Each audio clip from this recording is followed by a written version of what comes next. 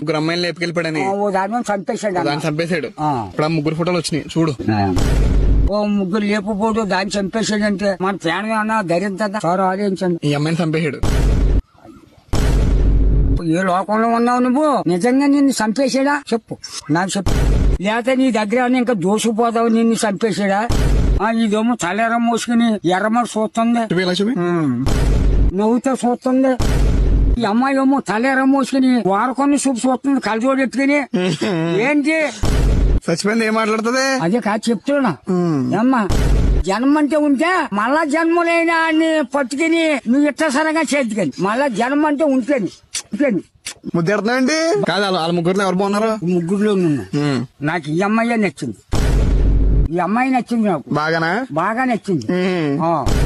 మరి చచ్చిపోయింది కదా అలాగా? చచ్చిపోయింది అంటే అది దేవుడి దయ్యా నీ దయ్యా?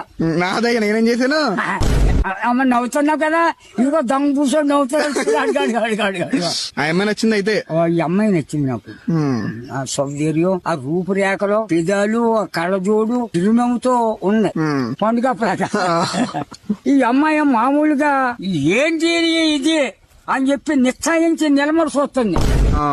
ఇప్పుడు నీకు ఎందుకు చూపెడతానంటే ఇప్పుడు నువ్వు ఆడ కనబడినా చెప్పొచ్చు, వీళ్ళిద్దరు కనబడినా చెప్పొచ్చు. ఎందుకు అనుకుంటున్నావు? ఆడెక్కడున్నాడో వీళ్ళిద్దరు తెలుసు కదా, అందుకని వీళ్ళిద్దరిని కూడా చూపెడుతున్నాను నీకు. ఇప్పుడు మొన్న ఎంత అన్నాను దొరికితే? 5 లక్షలు. 5 లక్షలు అన్నా. ఇప్పుడు ఎంత ఇస్తున్నారు అనుకుంటున్నావు? 12 లక్షలు ఇస్తున్నారు.